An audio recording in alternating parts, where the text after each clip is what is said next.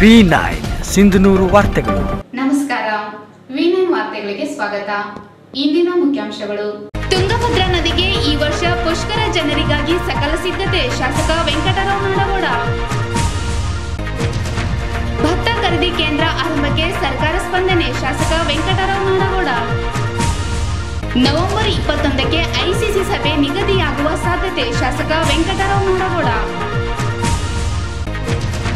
ಮತ್ತು ವಿದ್ಯಾರ್ಥಿಗಳ ವಿವಿಧ ಬೇಡಿಕೆಗಳ ಈಡೇರಿಕೆಗಾಗಿ ಪ್ರತಿಭಟನೆ.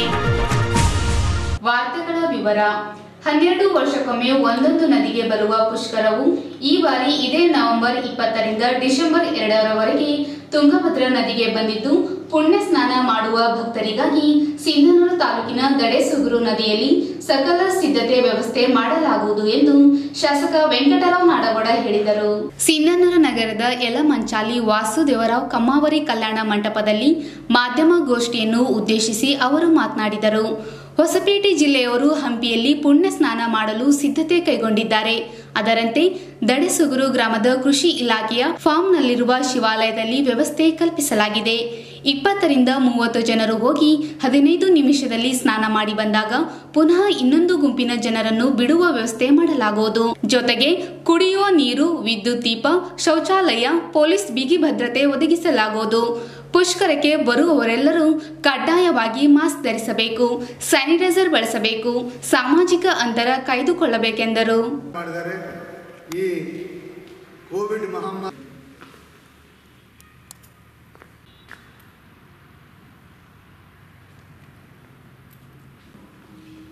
ಎಲ್ಲ ವ್ಯವಸ್ಥೆಗಳನ್ನು ಮಾಡಿ ಸಾಧನಗಳನ್ನು ಕೂಡ ಊಟದ ವ್ಯವಸ್ಥೆ ಸಣ್ಣ ಊಟ ಅದಕ್ಕೆ ಗುರುಗಳು ಮಾಹಿತಿಗಳನ್ನು ಈಗಾಗಲೇ ನಿಮಗೆ ನೀಡಿದ್ದೀವಿ. 20ನೇ ತಾರೀಕಿನಿಂದ ಇದೇ ತಿಂಗಳು 20ನೇ ತಾರೀಕಿನಿಂದ ಬರುವ ತಿಂಗಳು 1ನೇ ತಾರೀಕಿನವರೆಗೆ ಸಿಂಧನೂರು ತಾಲೂಕಿನ ದಡೇಸುಗುರು ಗ್ರಾಮದ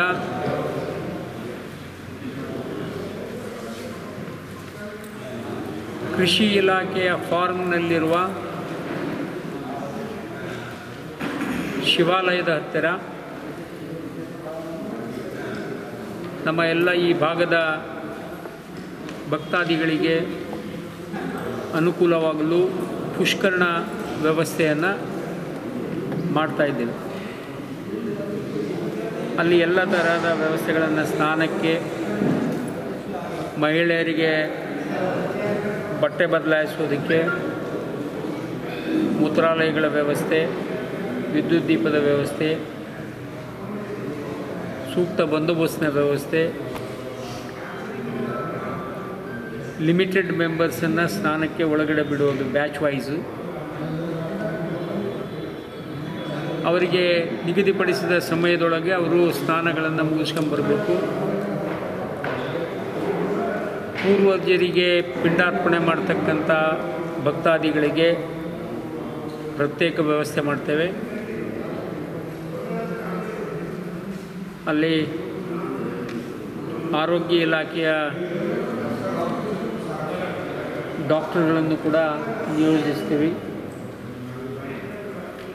ಸೂಕ್ತ ಬಂದೋಬಸ್ತಿಗೆ ಪೊಲೀಸ್ ಇಲಾಖೆ ಇರ್ತದೆ, ರೆವಿನ್ಯೂ ಇಲಾಖೆ ಇರ್ತದೆ, ಗ್ರಾಮ ಪಂಚಾಯಿತಿ ಎಲ್ಲ ಇಲಾಖೆಗಳನ್ನು ನಾವು ಒಳಗೊಂಡು ಈ ಕಾರ್ಯಕ್ರಮವನ್ನು ರೂಪಿಸ್ತೇವೆ. ಇನ್ನು ಭತ್ತ ಖರೀದಿ ಈ ಕಾರ್ಯಕ್ರಮ ಅದ್ದೂರಿಯಲ್ಲಿ ನಡೆಯುತ್ತೆ. ಅದು ಕುಂಭಮೇಳ ಅಂತ ಕರೆಯುತ್ತಾರೆ. ಈ ಸನಾತನ ಭಾರತೀಯ ಸಂಸ್ಕೃತದಲ್ಲಿ ಹಲವಾರು ನಾಗರಿಕಗಳ ಬೆಳೆದಿದ್ದು ನದಿ ದಂಡದಲ್ಲಿ. ಅದೊಂದು ಕಾರಣಕ್ಕೆ ಆ ಪ್ರಕೃತಿಯ ಮಾತಿನಿಂದಲೇ ನಮ್ಮ ಜೀವನ ನಡೆಯೋದು. ಅದು ಒಂದು ಸಲ ಆ ನದಿ ತಾಯಿಗೆ, ನಮ್ಮ ತುಂಗಭದ್ರಾ ನದಿ ತಾಯಿ ಇವತ್ತು ನಾವೇನೋ ತುತ್ತು ಉಣ್ತಾ ಇದ್ದೀವಿ, ಜೀವನ ಮಾಡ್ತಾ ಇದ್ದೀವಿ. ಅದಕ್ಕೆ ಒಂದು ಕೃತಜ್ಞತೆಯಿಂದ ಈ ಪುಷ್ಕರವನ್ನು ನಾವು ಉಪಯೋಗಿಸ್ಕೊಳ್ಳೋಣ. ಈ ಕರೋನಾ ಮಹಾಮಾರಿ ಸಂಕಷ್ಟ ದಿನಗಳಲ್ಲಿ ಇದನ್ನು ಯಾವ ರೀತಿಯಲ್ಲಿ ಮಾಡಬೇಕು ಅಂತೇಳಿ ಹಲವಾರು ನಮ್ಮ ಅಧ್ಯಕ್ಷರಾದಂಥ ಮುರಳೀಕೃಷ್ಣ ಅವರು ಹಲವಾರು ಇತರ ಸಂಸ್ಥೆಗಳ ಮುಖಂಡರುಗಳು ಸಹ ಅನೇಕ ಬಾರಿ ಚರ್ಚೆಗಳಾಯಿತು. ಆದರೆ ಈ ಕೊರೋನಾ ಸಮಯದಲ್ಲಿ, ಮಹಾಮಾರಿ ಸಮಯದಲ್ಲಿ ಇದನ್ನು ಎಲ್ಲಿವರೆಗೆ ನಾವು ಮಾಡಲಿಕ್ಕಾಗತ್ತೆ, ಇದಕ್ಕೆ ಯಾವ ರೀತಿಯಾದಂಥ ಮುನ್ನೆಚ್ಚರಿಕೆ ಕ್ರಮಗಳನ್ನು ತಗೋಬೇಕು, ಸುರಕ್ಷತಾ ಕ್ರಮಗಳನ್ನು ತಗೊಳ್ಬೇಕು ನಮ್ಗೆ ಅರ್ಥ ಆಗಿಲ್ಲ. ಅದಕ್ಕೆ ಮುಂದೆ ಹಾಕಂತ ಬಂದಿದ್ದೀವಿ. ಆದರೆ ನಮ್ಮ ಬ್ರಾಹ್ಮಣ ಸಮಾಜದವರಾಗಿರ್ಬೋದು ಹಾಗೂ ಇತರ ಹಲವಾರು ಸಮಾಜದ ಮುಖಂಡರುಗಳು ನಮ್ಮ ಶಾಸಕರಾದಂಥ ಶ್ರೀ ವೆಂಕಟರಾವ್ ನಾಡಗೌಡರವ್ರು ಭೇಟಿಯಾಗಿ ನೀವು ಯಾವುದೇ ರೀತಿಯಲ್ಲಿ ಇದನ್ನು ಬಿಡಬೇಡ್ರಿ, ಮಾಡೋಣ, ನೀವು ಯಾವ ರೀತಿಯಲ್ಲಿ ನೇತೃತ್ವ ವಹಿಸ್ತೀರೋ ನಿಮ್ಮ ಮಾತುಗಳನ್ನು ಕೇಳಿ ನಾವು ಆ ರೀತಿಯಲ್ಲಿ ಸೂಕ್ಷ್ಮವಾಗಿ ಸುರಕ್ಷತಾ ಕ್ರಮಗಳನ್ನು ತಗೊಂಡು ಮಾಡೋಣ ಅಂತೇಳಿ ಅವರು ಒತ್ತಾಯ ಮಾಡಿದಾಗ, ಬೇಡಿಕೆ ಇಟ್ಟಿದಾಗ ಅವರು ಹಲವಾರು ಮುಖಂಡರ ಜೊತೆಗೆ ಚರ್ಚೆ ಮಾಡಿ ಇದನ್ನು ಯಾವ ರೀತಿಯಲ್ಲಿ ಮುಂದುವರಿಸಬೇಕು ಅಂತೇಳಿ ಯೋಚನೆ ಮಾಡಿದ್ರು. ಅದೇ ರೀತಿಯಲ್ಲಿ ನಮ್ಮ ನೆಲ ತಾಲೂಕುಗಳ ಆದಂಥ MLAಗಳು ಆಗಿರ್ಬೋದು, MP ಗಳಾಗಿರ್ಬೋದು, ಅವರು ಸಹ ಅವರವರ ಕ್ಷೇತ್ರಗಳಲ್ಲಿ ತಮ್ಮ ಯಾವ ರೀತಿಯಲ್ಲಿ ಮಾಡ್ಬೋದು ಆ ರೀತಿಯಲ್ಲಿ ಅವರನ್ನು ಮಾಡ್ತಾಯಿದ್ದಾರೆ.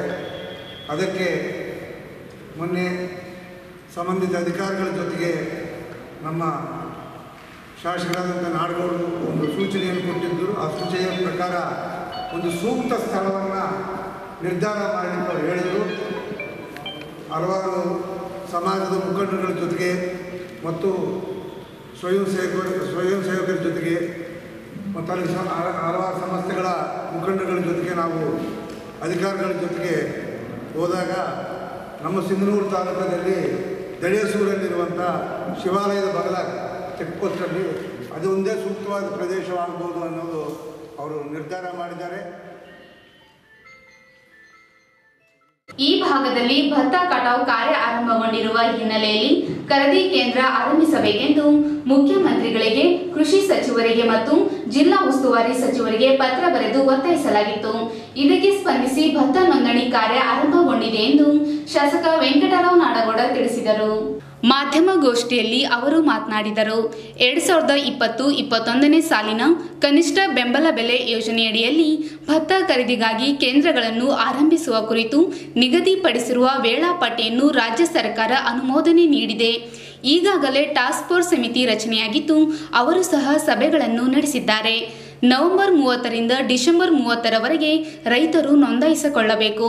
ಡಿಸೆಂಬರ್ 1ರಿಂದ 10 ದಿನಗಳ ಕಾಲ ಖರೀದಿ ಕಾರ್ಯ ನಡೆಯಲಿದೆ.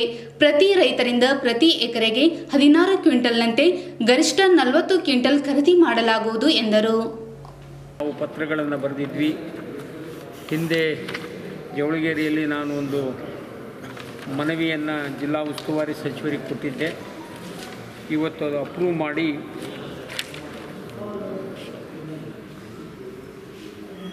2021ನೇ ಸಾಲಿನ ಕನಿಷ್ಠ ಬೆಂಬಲ ಬೆಲೆ ಯೋಜನೆಯಡಿ ಭತ್ತ ಖರೀದಿಗಾಗಿ ನಿಗದಿಪಡಿಸಲಾದ ಒಂದು ವೇಳಾಪಟ್ಟಿಯನ್ನು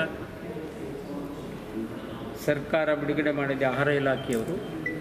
ಅದರ ಪ್ರಕಾರ ಈಗಾಗಲೇ ಟಾಸ್ಕ್ ಫೋರ್ಸ್ ರಚನೆಯಾಗಿದೆ.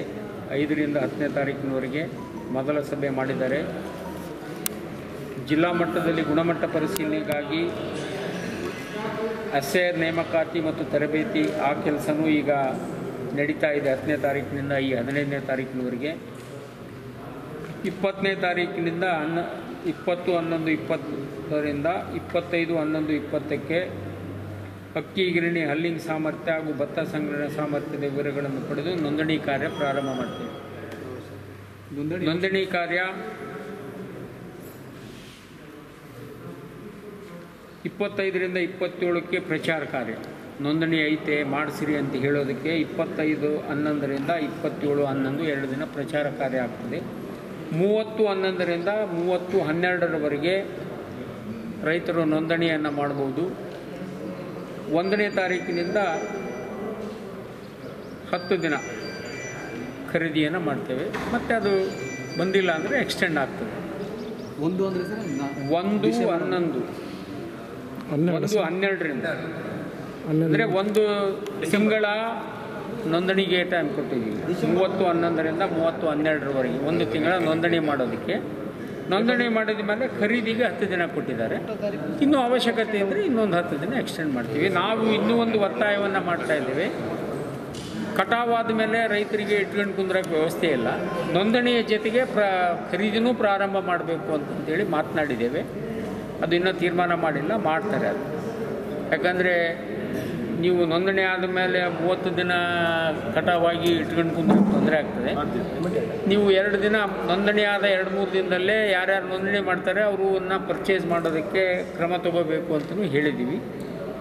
ಅದಕ್ಕೆ ಆಯಿತು, ಕಮಿಟಿ ಮುಂದೆ ಇಟ್ಕೊಂಡು ಒಂದು ತೀರ್ಮಾನ ಮಾಡ್ತೀವಿ ಅಂತ ಹೇಳಿದ್ದಾರೆ. ಅದಕ್ಕೂ ನಾವೀಗ ಮಾತಾಡಿ ಬಂದಿದ್ದೇವೆ. ಅದು ಆದೇಶ ಆಗ್ಬೋದು. ಈಗಾಗಲೇ ಬೆಂಬಲ ಬೆಲೆ ಖರೀದಿಗೆ ಪ್ರಾರಂಭ ಮಾಡಿದ್ದೀವಿ. ಲಿಮಿಟ್ಟು 1 ಎಕರೆಗೆ 16 ಕ್ವಿಂಟಾಲ್ 16 ಕ್ವಿಂಟಾಲ್ 14 ಮ್ಯಾಕ್ಸಿಮಮ್ 40 ಮಿನಿಮಮ್ 60. 1 ಎಕರೆಗೆ ಎಷ್ಟು ಎಕರೆಗೆ ಮ್ಯಾಕ್ಸಿಮಮ್ ಎಷ್ಟು? 21 ಸಾಲಿನಲ್ಲಿ ಕನಿಷ್ಠ ಬೆಂಬಲ ಬೆಲೆ ಯೋಜನೆಯಡಿ ಪ್ರತಿ ರೈತರಿಂದ ಪ್ರತಿ ಎಕರೆಗೆ 16 ಕ್ವಿಂಟಾಲ್ನಂತೆ ಗರಿಷ್ಠ 40 ಕ್ವಿಂಟಾಲ್. ಅಥವಾ 25 ಎಕರೆ ಹೊಲ ಐತಂದ್ರೂ 40 ಕ್ವಿಂಟಾಲ್ ತೊಗೊಂಡ್ರೆ 40 ಕ್ವಿಂಟಾಲ್ ಖರೀದಿ ಮಾಡೋದಕ್ಕೆ ಆವರ್ತ ನಿಧಿಯಿಂದ ಒಂದು 300 ಕೋಟಿಯನ್ನು ಲಿಮಿಟ್ ಏನು 40 ಕ್ವಿಂಟಲ್ ಇರೋದ್ರಿಂದ ಭತ್ತ 75 kg ಅಂದರೆ ಇನ್ನು 40 ಕ್ವಿಂಟಲ್ ಅಂದರೆ 50 ಕ್ವಿಂಟಲ್ ತನಕ ಹೋಗ್ತೈತಿ. ಒಂದು ಏನು ಅಂತಂದರೆ ನಮ್ಮಲ್ಲಿ ಇದುವರೆಗೂ 5 ಚೀಲಕ್ಕಿಂತ ಜಾಸ್ತಿ ಖರೀದಿ ಆಗಿಲ್ಲ. ಇದನ್ನು ಪ್ರಾರಂಭ ಮಾಡಿದ ತಕ್ಷಣ ಇದುವರೆಗೂ ಮಾರ್ಕೆಟ್ ಸ್ಟೆಬಿಲೈಸ್ ಆಗಿದೆ. ಮಿನಿಮಮ್ ಸಪೋರ್ಟ್ ಪ್ರೈಸ್ ಇರೋದೇ ಅದಕ್ಕೆ. ಇಂಟರ್ವೇನ್ ಆದ ಕೂಡಲೇ ಮಾರ್ಕೆಟ್ ಸ್ಟೆಬಿಲೈಸ್ ಆಗುತ್ತೆ. ಸ್ಟೆಬಿಲೈಸ್ ಆಗಿ ಇವರೇನು ನಿಗದಿಪಡಿಸಿದ ರೇಟಿಂಗ್ಗಿಂತ 50 ರೂಪಾಯಿ ಕಡಿಮೆ ಆದ್ರೂ ಹೊರಗೆ ಮಾರ್ಕೆಟಿಗೆ ಹೋಗ್ತಾನೆ ರೈತ. ಯಾಕೆಂದರೆ ಇವರಿಗೆ ಟ್ರಾನ್ಸ್ಪೋರ್ಟೇಷನ್ ಅವನ ಮೇಲೆ ಬೀಳ್ತದೆ. ಚೀಲ 50 kg ಪ್ಯಾಕೇಜ್ ಮಾಡಬೇಕು ಅಂತಾರೆ, ಚೀಲದ ಭಾರ ಬೀಳ್ತೈತೆ. ಆಮೇಲೆ ಬೇರೆ ಬೇರೆ ಕಾರಣಗಳಿಂದ ರೈತರು ಏನು ಮಾಡ್ತಾರೆ, 50 ರೂಪಾಯಿ ಕಮ್ಮಿ ಅಲ್ಲಿ ನೋಡಿದ್ರೆ ಅವ್ರೇನು ಎಲ್ಲ ರೈತರು ಬೆಳೆದಿದ್ದೆಲ್ಲ ಖರೀದಿ ಮಾಡ್ತೀವಿ ಅನ್ನೋ ಮಟ್ಟಕ್ಕೆ ಹೋಗಿದ್ದಾರೆ. ಇಲ್ಲ ಈಗ ನಾವು ಅದನ್ನೇ ಮಾಡ್ತಾ ಇದ್ದೀವಿ. ಈಗ ಅದೇನಾಗಿದೆ ಅಂದರೆ ಇಲ್ಲಿ ನಾವು ಕೂಡ ಮಿಲ್ಲರ್ಸಿಗೆ ನಮ್ಮ ಭತ್ತವನ್ನು ಕೊಟ್ಟು ಬಂದಿರೋ ಅಕ್ಕಿಯನ್ನು ನಾವು ಫೇರ್ ಪ್ರೈಸ್ ಶಾಪ್ಗಳ ಮೂಲಕ ಮಾರಾಟ ಮಾಡ್ಕೋಬೇಕು ಅನ್ನೋದೇ ಕೇಂದ್ರದ ಆದೇಶ ಇರೋದು. ಹಾಗಾಗಿ ನಾವು ಮಿಲ್ಲಿಂಗ್ ಇನ್ ರೇಟ್ನಲ್ಲಿ ಹೇಳಿದ್ದೀವಿ. ಇಲ್ಲೇ ಈ ಶೆಡ್ಯೂಲ್ನಲ್ಲಿ ಜಿಲ್ಲಾ ಮಟ್ಟದ ಅಕ್ಕಿ ಗಿರಣಿಗಳ ಹಲ್ಲಿಂಗ್ ಸಾಮರ್ಥ್ಯ ಹಾಗೂ ಭತ್ತ ಸಂಗ್ರಹಣೆ ಸಾಮರ್ಥ್ಯದ ವಿವರಗಳನ್ನು ಪಡೆಯುವುದು 20ರಿಂದ 25ರವರೆಗೆ DC ಅವರು ಅವ್ರ ಜೊತೆ ಮೀಟಿಂಗ್ಗಳನ್ನು ಮಾಡಿ ಏನು ಕಂಡೀಷನ್ಸು ಅವೆಲ್ಲವನ್ನು ಕ್ಲಿಯರ್ ಮಾಡ್ತಾರೆ. ಈಗ ಮಾಡಿದ ಪರ್ಚೇಸ್ ಮಾಡಿದ್ದನ್ನು ನಾವೆಲ್ಲ ಅಲ್ಲಿಗೆ ಕಳಿಸ್ತೀವಿ, ಮಾಲೀಕರ ಗೋಡೌನ್ಗಳಿಗೆ ಕಳಿಸ್ತೀವಿ. ಆ ವ್ಯವಸ್ಥೆ ಆಗಿದೆ. ಅಂದರೆ PDSಗೆ ಕೊಡಬೇಕಂತ ಯೋಚನೆ ಇದೆ. PDSಗೆ ಕೊಡಬೇಕು. ಈಗ ಜೋಳ ತಗೊಂಡ್ವಿ, ಜೋಳನ PDSಗೆ ಕೊಟ್ಟರು. ರಾಗಿ ತಗೊಂಡ್ರು, ರಾಗಿಯನ್ನು PDSಗೆ ಕೊಟ್ಟರು. ಈ ಅಕ್ಕಿ ತಗೊಂಡು ಈ ಅಕ್ಕಿನ ಹಲ್ಲಿಂಗ್ ಮಾಡಿ PDSಗೆ ಕೊಡ್ತಾರೆ. PDSಗೆ ಕೊಡೋದು ಇಲ್ಲ. ಈಗ ರಾಜ್ಯ ಸರ್ಕಾರದ ಪ್ರೋತ್ಸಾಹಧನ ಕೇಳಿದ್ದೀವಿ, ಇನ್ನು ಡಿಸಿಷನ್ ತಗೊಂಡಿಲ್ಲ. ದುಡ್ಡಿನ ಅಭಾವ ಐತಪ್ಪ, ಈಗೇನು ಮಾಡೋಕ್ಕಾಗುತ್ತೆ ಅಂತಾರೆ, ಕೊರತೆ ಇದೆ ಅಂತ. ಬಟ್ ಇನ್ನೂ ಆಗಿಲ್ಲ, ನೋಡೋಣ ನೆಕ್ಸ್ಟು. ಐಸಿಸಿ ಸಭೆಯ ಕುರಿತು ಬಳ್ಳಾರಿ ಜಿಲ್ಲೆಯ ಉಸ್ತುವಾರಿ ಸಚಿವರಾದ ಆನಂದ್ ಸಿಂಗ್ ಅವರಿಗೆ ಪತ್ರ ಬರೆಯಲಾಗಿದೆ. ಜೊತೆಗೆ ದೂರವಾಣಿ ಮೂಲಕವೂ ಮಾತನಾಡಿದ್ದೇನೆ. ಬಹುತೇಕ ನವೆಂಬರ್ 21ಕ್ಕೆ ತುಂಗಭದ್ರಾ ಜಲಾಶಯದ ನೀರಾವರಿ ಸಲಹಾ ಸಮಿತಿ ಸಭೆ ನಿಗದಿಯಾಗುವ ಸಾಧ್ಯತೆ ಇದೆ. ಈ ಕುರಿತು ಅಧಿಕೃತ ಆದೇಶವು ಇಷ್ಟರಲ್ಲಿಯೇ ಬರಬಹುದು ಎಂದು ಶಾಸಕ ವೆಂಕಟರಾವ್ ನಾಡಗೌಡ ಹೇಳಿದರು. ಅನ್ನೋ ಗೊಂದಲ ಇದೆ. ಈಗಾಗಲೇ ICCಯ ಅಧ್ಯಕ್ಷರು, ಬಳ್ಳಾರಿ ಜಿಲ್ಲೆಯ ಉಸ್ತುವಾರಿ ಮಂತ್ರಿಗಳಾದ ಆನಂದ್ ಸಿಂಗ್ ಅವರಿಗೆ ನಾನೊಂದು ಪತ್ರವನ್ನು ಬರೆದಿದ್ದೇನೆ, ದೂರವಾಣಿಯಲ್ಲಿ ಮಾತನಾಡಿದ್ದೇನೆ. ಬಹುತೇಕ 21ಕ್ಕೆ ಸಭೆ ನಿಗದಿಯಾಗ್ತದೆ. ಬಹುತೇಕ ಮತ್ತು ನೀವು 21ಕ್ಕೆ ಸಭೆ ಅಂತ ಹಾಕ್ಬೇಡ್ರಿ, ಬಹುತೇಕ 21 ಇವತ್ತ ಸಂಜೆವರೆಗೂ ಅಧಿಕೃತ ಘೋಷಣೆ ಆಗ್ಬೋದು. 21 ಅಂತ ಅಂದಿದ್ದಾರೆ. ನನಗೆ ಮೋಸ್ಟ್ಲಿ ಮಾಡ್ಬೋದು, ಯಾಕಂದರೆ 20ಕ್ಕೆ ಅಂತಂದರೆ ಅವರು ಇದೈತಲ್ಲ, ಇದು ಎಂಥದ್ದು ಪುಷ್ಕರ ಇರೋದರಿಂದ ಎಲ್ಲರೂ ಆ ಕಾರ್ಯಕ್ರಮದಾಗ ಅವರು ಅಲ್ಲಿ ಹೊಸಪೇಟೆಯಲ್ಲೇ ಮಾಡ್ತಾರೆ, ಹಂಪಿಯಲ್ಲೇ ಅಂತೇಳಿ 21ಕ್ಕೆ ಮಾಡ್ಬೋದು ಅಂತ ಮಾತನಾಡಿದ್ದೇವೆ. ಅಧಿಕೃತ ಆದೇಶ ಹೊರಬಿಟ್ಟಿದೆ. ವಿದ್ಯಾರ್ಥಿಗಳ ವಿವಿಧ ಬೇಡಿಕೆಗಳನ್ನು ಈಡೇರಿಸುವಂತೆ ಒತ್ತಾಯಿಸಿ ಪ್ರಗತಿಪರ ವಿದ್ಯಾರ್ಥಿ ವೇದಿಕೆ ವತಿಯಿಂದ ಸಿಂಧನೂರು ನಗರದ ಮಿನಿ ವಿಧಾನಸೌಧ ಮುಂದೆ ಪ್ರತಿಭಟಿಸಿ ತಹಶೀಲ್ದಾರ್ಗೆ ಮನವಿ ಪತ್ರ ಸಲ್ಲಿಸಲಾಯಿತು. ಪ್ರಗತಿಪರ ವಿದ್ಯಾರ್ಥಿ ವೇದಿಕೆ ಅಧ್ಯಕ್ಷ ರಮೇಶ್ ಹಲ್ಗಿ ಮಾತನಾಡಿ, ವಿದ್ಯಾರ್ಥಿಗಳಿಗೆ ಬಸ್ ಪಾಸ್ ವಿತರಿಸಬೇಕು. ಈ ಕೂಡಲೇ ಸಿಂಧನೂರಿನ ಎಲ್ಲ ಹಳ್ಳಿಗಳಿಗೆ ಬಸ್ ಸಂಚಾರ ಆರಂಭವಾಗಬೇಕು. ಅತಿಥಿ ಉಪನ್ಯಾಸಕರ ಬದುಕು ಈ ಕೊರೋನಾದಿಂದ ಬೀದಿಯಲ್ಲಿ ಕಳೆಯುವಂತಾಗಿದೆ. ಅತಿಥಿ ಉಪನ್ಯಾಸಕರನ್ನು ಈ ಕೂಡಲೇ ನೇಮಕಾತಿ ಮಾಡಿಕೊಂಡು ಸೇವಾ ಭದ್ರತೆ ಮತ್ತು ಬಾಕಿ ಇರುವ ವೇತನವನ್ನು ನೀಡಬೇಕೆಂದು ಒತ್ತಾಯಿಸಿದರು. ನಂತರ ಸದಸ್ಯ ಸೋಮನಾಥ್ ಮಾತನಾಡಿ, ವಿದ್ಯಾರ್ಥಿಗಳಿಗೆ ಶಿಷ್ಯ ವೇತನ ಬಂದಿಲ್ಲ. ಕಾಲೇಜು ಪ್ರಾರಂಭವಾಗುವ ಮೊದಲು ಬಸ್ ಸಂಚಾರ ಆರಂಭವಾಗಬೇಕು. ಅತಿಥಿ ಉಪನ್ಯಾಸಕರಿಗೆ ವೇತನ ಒದಗಿಸಬೇಕೆಂದು ಒತ್ತಾಯಿಸಿದರು. ಈ ಸಂದರ್ಭದಲ್ಲಿ ಉಪ ಅಧ್ಯಕ್ಷ ಶರಣು ಹಲಗಿ, ತಾಯಪ್ಪ, ರವಿ, ಸಂಜು, ಮಾಂತೇಶ್, ಸೋಮನಾಥ್, ಅತಿಥಿ ಉಪನ್ಯಾಸಕರಾದ ಶಂಕರ್ ವಾಲೇಕರ್, ಶರೀಫ್ ಹಸಂಕಲ್, ಹನುಮೇಶ್ ಗುಡ್ದೂರು ಸೇರಿದಂತೆ ಇತರರು ಇದ್ದರು. ಸಿಂಧನೂರು ತಾಲೂಕನ್ನು ಜಿಲ್ಲಾ ಕೇಂದ್ರವನ್ನಾಗಿ ಮಾಡುವಂತೆ ಒತ್ತಾಯಿಸಿ ನಗರಸಭೆ ಅಧ್ಯಕ್ಷ ಮಲ್ಲಿಕಾರ್ಜುನ್ ಪಾಟೀಲ್ ನೇತೃತ್ವದಲ್ಲಿ ತಹಶೀಲ್ದಾರ್ ಮಂಜುನಾಥ್ ಭೋಗಾವತಿ ಅವರಿಗೆ ಶುಕ್ರವಾರ ಮನವಿ ಪತ್ರ ಸಲ್ಲಿಸಲಾಯಿತು. ಮಾಜಿ ಶಾಸಕ ಹಂಪನಗೌಡ ಬಾದರ್ಲಿ ಮುಖ್ಯಮಂತ್ರಿಗಳಿಗೆ ಪತ್ರ ಬರೆದಿದ್ದು, ಭತ್ತದ ಕಣಜ ಖ್ಯಾತಿಯ ಸಿಂಧನೂರು ತಾಲೂಕು ಅಭಿವೃದ್ಧಿಯತ್ತ ಸಾಗುತ್ತಿದೆ.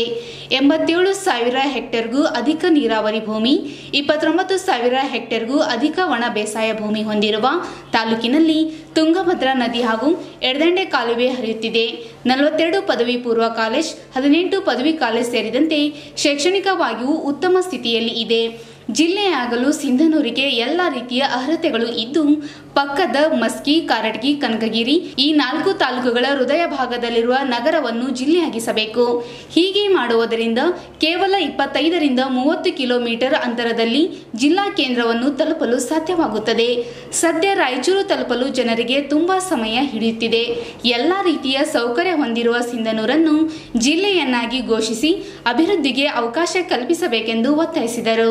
ಈ ಸಂದರ್ಭದಲ್ಲಿ ಜಿಲ್ಲಾ ಪಂಚಾಯತಿ ಸದಸ್ಯ ಬಾಬುಗೌಡ ಬಾದರ್ಲಿ, ಪಿಎಲ್ಡಿ ಬ್ಯಾಂಕ್ ಅಧ್ಯಕ್ಷ ಎಂ ದೊಡ್ಡಬಸವರಾಜ್, ನಗರಸಭೆ ಮಾಜಿ ಅಧ್ಯಕ್ಷ ಜಾಫರ್ ಅಲಿ ಜಾಗೀರ್ದಾರ್, ಮುಖಂಡರಾದ ಅಮರೇಶ್ ಕುರಿಕಾರ್, ಶ್ರೀನಿವಾಸ್, ವಾಗೇಶ್ ಸೇರಿದಂತೆ ಇತರರು ಇದ್ದರು. ಕೊನೆಯಲ್ಲಿ ಮತ್ತೊಮ್ಮೆ ಮುಖ್ಯಾಂಶಗಳು. ತುಂಗಭದ್ರಾ ನದಿಗೆ ಈ ವರ್ಷ ಪುಷ್ಕರ ಜನರಿಗಾಗಿ ಸಕಲ ಸಿದ್ಧತೆ, ಶಾಸಕ ವೆಂಕಟರಾವ್ ನಾಡಗೌಡ. ಭತ್ತ ಖರೀದಿ ಕೇಂದ್ರ ಆರಂಭಕ್ಕೆ ಸರ್ಕಾರ ಸ್ಪಂದನೆ, ಶಾಸಕ ವೆಂಕಟರಾವ್ ನಾಡಗೌಡ. ನವೆಂಬರ್ 21ಕ್ಕೆ ಐಸಿಸಿ ಸಭೆ ನಿಗದಿಯಾಗುವ ಸಾಧ್ಯತೆ, ಶಾಸಕ ವೆಂಕಟರಾವ್ ನಾಡಗೌಡ. ಮತ್ತು ವಿದ್ಯಾರ್ಥಿಗಳ ವಿವಿಧ ಬೇಡಿಕೆಗಳ ಈಡೇರಿಕೆಗಾಗಿ ಪ್ರತಿಭಟನೆ. ಇದರೊಂದಿಗೆ ನಮ್ಮ ಇಂದಿನ ವಾರ್ತಾ ಪ್ರಸಾರ ಮುಕ್ತಾಯವಾಯಿತು. ನಿರಂತರವಾಗಿ ವೀಕ್ಷಿಸಿ. ವಿ9 ವಂದನೆಗಳು.